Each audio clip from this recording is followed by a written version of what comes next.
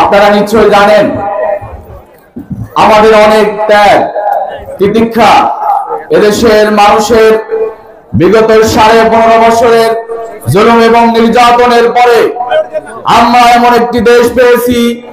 আর যাই হোক, অন্তত মুখ খুলে বুক খুলে কোরআনের কথাগুলা স্পষ্ট করে বলা যায়। বিগত দিনগুলো আমরা দেখে এসেছি, যারা কোরআনের কথা বলতো তাদেরকে গ্রেফতার করা হয়েছে, ফাঁসির কাস্টে ঝুলানো হয়েছে, তাদেরকে দাঙ্গা বেরি পরে কারাগার থেকে কোর্টে উঠানো হতো। নানাবিধ জুলুম এবং নির্যাতনের এক্সট্রিম লড়া আমরা বিগত দিনগুলোতে দেখে এসেছি।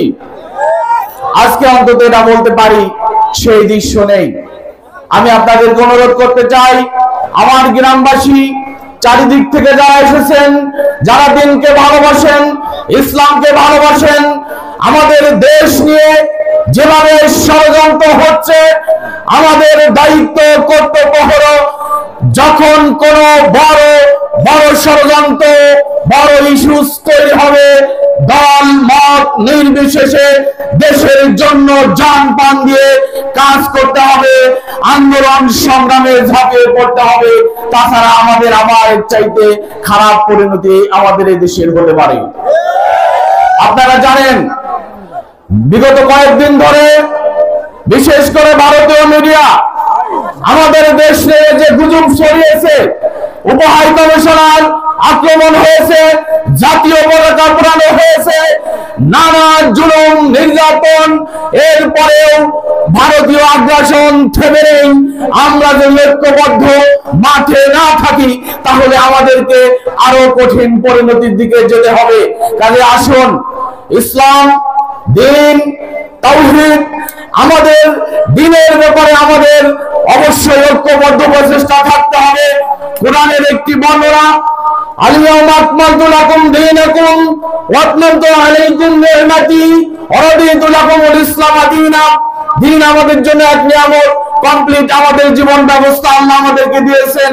রাসূল সাল্লাল্লাহু আলাইহি সাল্লামের উপর যে দিন এসেছিল, আল্লাহ যে দিন দিয়েছে, আসুন আমরা সেই দিনের অনুসরণী হই, সেই দিনকে পালন করি। দিন ব্যতীত, ইসলাম ব্যতীত দুনিয়ার আর যত মতবাদ আছে সব মতবাদকে প্রত্যাহার করতে হবে, সব মতবাদকে বাদ দিতে হবে। কারণ দিনই হলো আমাদের জন্য মুক্তির সোপান, ইসলামই হলো আমাদের জন্য মুক্তির সোপান। আসুন আমরা অন্তত জালসাই শেষ না, আমাদের জীবনে জালসাই শেষ না।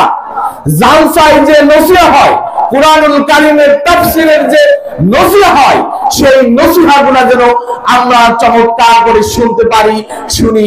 কোরআনের আরেকটি কথা বলে শেষ করতে চাই। কোরআন বলেছেন, হাযা বায়ানুল লিন-নাসি হুদাও ওয়া মাউইযাতুল লিল মুত্তাকিন। কোরআন হলো সেই নসিহতের গ্রন্থ, আমাদেরকে যে নসিহত সুস্পষ্ট পথ দেখায়, আমাদেরকে হেদায়েতের পথ দেখায়।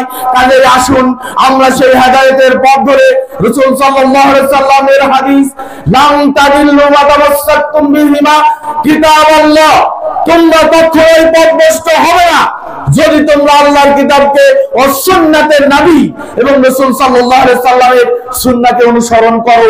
কাজে আসুন জালসার যে নসিহত হয়, আমরা যেন সেই নসিহতকে শুনি, মানি, কখনোই আমরা পথভ্রষ্ট হব না।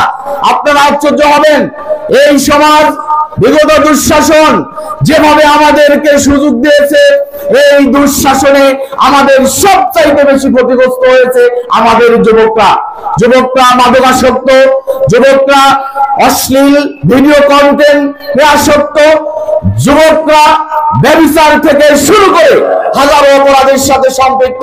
কাজে আসুন আমরা নিজেরা ফিরে আসি, আমাদের পরিবারকে ফেরাই, আমরা আমাদের সমাজকে ফেরাই, রাষ্ট্রকে ফেরাই।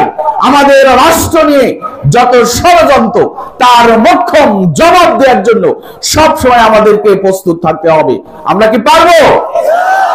আসুন আমরা আমাদের দেশ নিয়ে, রাষ্ট্র নিয়ে যে কোনো ষড়যন্ত্রে আমরা একদম সীসা ঢালা পাঁচিলের ন্যায় মজবুত হয়ে প্রতিবাদ করব। আল্লাহ যেন আমাদের সেই তৌফিক দান করেন।